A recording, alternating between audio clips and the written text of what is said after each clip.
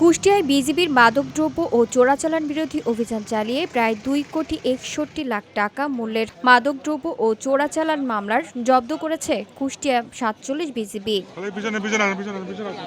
কুষ্টিয়া জেলাধীন Kushtia court station এলাকায় সুবেদার মোহাম্মদ আমিরুজ্জামান এর নেতৃত্বে ব্যাটালিয়ন সদরের বিশেষ টহল দল অভিযান পরিচালনা করে বেনাপোল টু ঢাকাগামী বেনাপোল এক্সপ্রেস তল্লাশি চালিয়ে মালিকবিহীন অবস্থায় ভারতীয় LSD 5 বোতল 50 ml এবং 1 কেজি ফরচুন বাসমতি চাউল উদ্ধার করতে সক্ষম হয়। এ সময় মালিকবিহীন অবস্থায় মাদকদ্রব্য জব্দ করা হয়।